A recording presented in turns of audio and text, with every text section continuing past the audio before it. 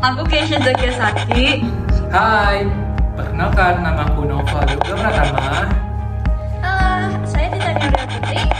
Halo, dan saya Fayazatus Maleka. Diskusi kelompok kami akan membawa audiens menelusuri ke dalam dinamika pergerakan yang melandasi terbentuknya Indonesia, membahas semua aspek penting dari sejarah bangsa ini, mulai dari kebangkitan nasional hingga konsolidasi para tokoh pendiri sebelum proklamasi kemerdekaan Indonesia. Selamat menonton! Kondisi Indonesia sebelum merdeka ditandai oleh penjajahan panjang dan penderitaan rakyat. Bangsa Indonesia mengalami penindasan, eksploitasi kekayaan alam, serta juga perpecahan akibat politik adu domba yang diterapkan oleh penjajah. Seperti yang pertama, penjajahan Belanda. Indonesia dijajah oleh Belanda selama berabad-abad, yang mengakibatkan penderitaan dan penindasan bagi rakyat. Yang kedua, sistem tanam paksa. Yang ketiga, kerja rodi. Dan yang keempat, politik dan adu domba. Semua ini untuk kepentingan Belanda. Sebelum kemerdekaan masyarakat Indonesia pada masa penjajahan Belanda yang dikenal sebagai Hindia Belanda terbagi dalam 3 kelas sosial. Yang pertama adalah kelas Eropa, yang kedua adalah kelas menengah timur asing, dan ketiga adalah kelas bawah, pribumi. Meskipun tak ada sistem kasta formal yang dianut, perbedaan kelas ini menciptakan ketidaksetaraan dalam hal akses terhadap pendidikan, pekerjaan, dan hak-hak dasar lainnya yang berdampak pada kehidupan masyarakat pribumi. Serangkaian peristiwa menuju proklamasi pada tanggal 10 Agustus 1945, Soekarno, Hatta, dan Rajiman Wejoningrat diterbangkan ke Dalat, Vietnam untuk bertemu dengan Marsekal Terauchi. Mereka diberitahu bahwa pasukan Jepang berada di ambang kekalahan dan akan memberikan kemerdekaan kepada Indonesia. Pada tanggal 12 Agustus 1945, Marsekal Terauchi mengumumkan kepada Soekarno-Hatta dan Rajiman bahwa pemerintah Jepang akan segera memberikan kemerdekaan kepada Indonesia dan proklamasi kemerdekaan dapat dilaksanakan dalam beberapa hari. Misalkan dalam peristiwa Rengas Dengklok 2 hari setelah pertemuan di Dalat, saat Soekarno, Hatta, dan Rajiman kembali ke tanah air dari Dalat, Sultan Syahrir mendesak Soekarno untuk segera memproklamasikan kemerdekaan. Namun, Soekarno belum yakin bahwa Jepang benar-benar telah menyerah dan proklamasi kemerdekaan pada saat itu dapat menimbulkan konflik yang besar. Pada 16 Agustus 1945, peristiwa Rengas Dengklok terjadi. Para pemuda dan pejuang termasuk Saiful Saleh, Sukarni, Winaka, dan Sudanto Singki dan lainnya membawa Soekarno, Fatmawati, dan Guntur ke Rengas Dengklok. Setelah peristiwa Rengas Dengklok, Soekarno dan Hatta kembali ke Jakarta. Mereka bertemu dengan Mayor Jenderal Osugi Nishimura, Kepala Departemen Urusan Umum Pemerintahan Militer Jepang. Nishimura mengemukakan bahwa Jepang harus menjaga status quo dan tidak dapat memberi izin untuk mempersiapkan Indonesia seperti yang dijanjikan oleh Marsekal Terauchi di Dalat.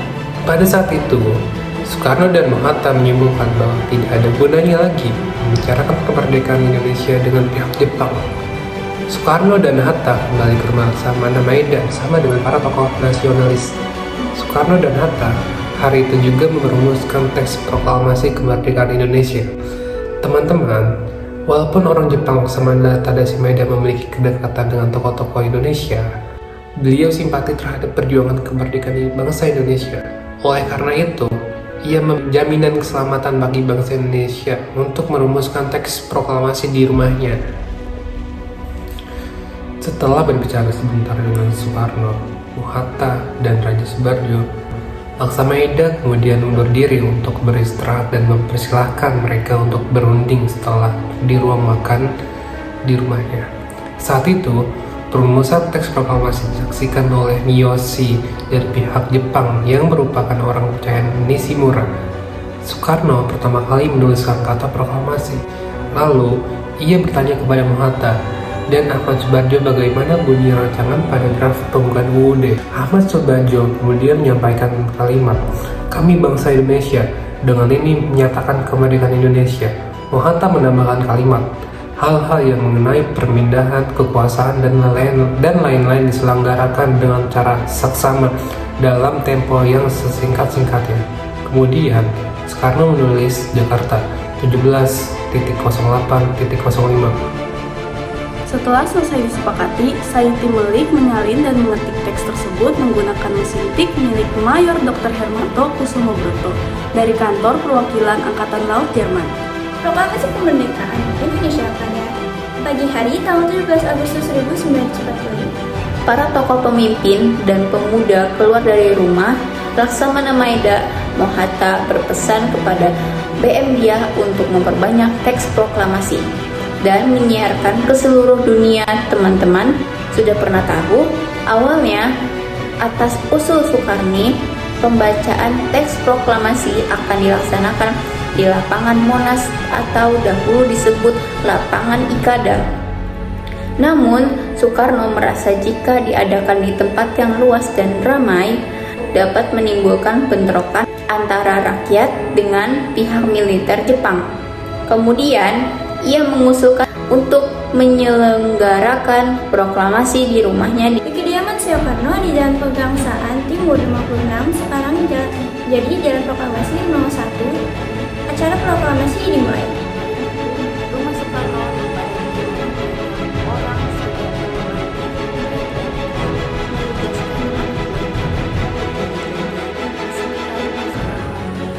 upacara diawali dengan pembacaan teks proklamasi oleh Soekarno.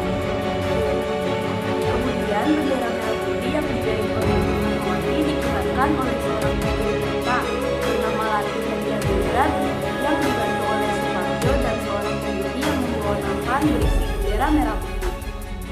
Sementara tiang bendera menggunakan sebatang bambu bersamaan dengan naiknya bendera merah putih. Hadirin secara spontan menyanyikan lagu Indonesia Raya tanpa ada yang memimpin terakhir.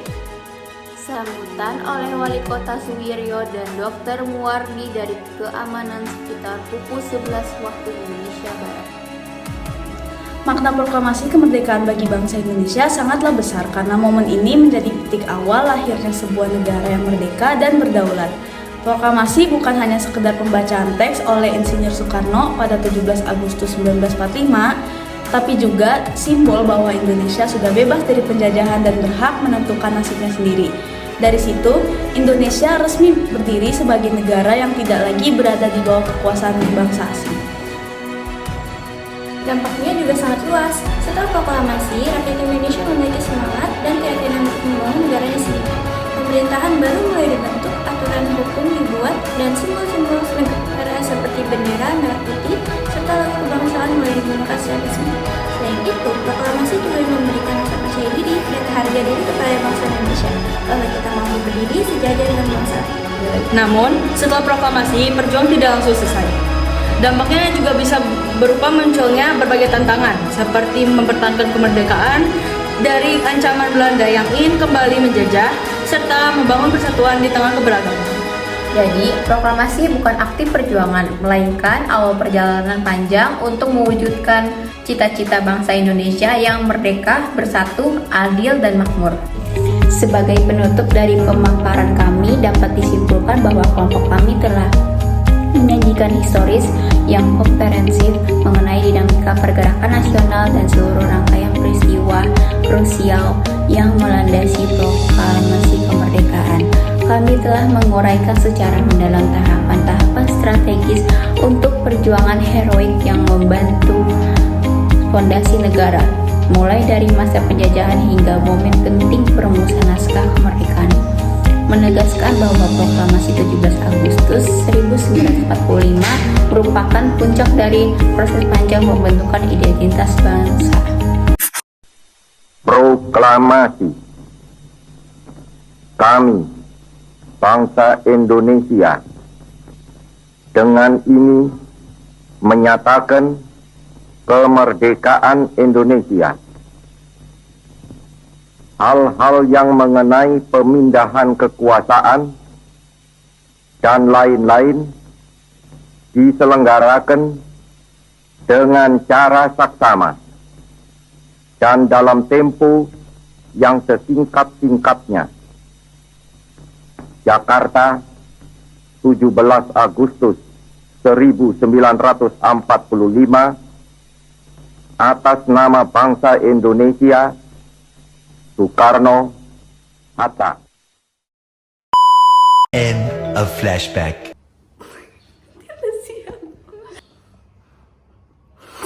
Kok lucu sih gue nama Coba Kaisar ini deh, di sini deh. Biar tahu. behind the scene-nya kayak gini tuh. Cibau. Ih, ya Allah, gue kayak pocong.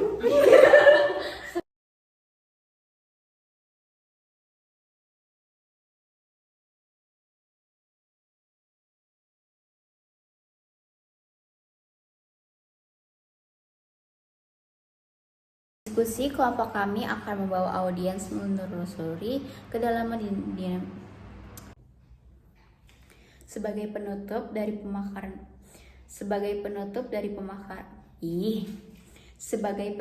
Bisa nggak yang bentuk? Udah belum? ke kiri manisnya. Apa ini Leher doang. Misi. Aku mau leher doang. Ya dan ini aku gini tuh tinggi. Ayo. Kamera rolling action. Halo, aku Tasya Karnisa.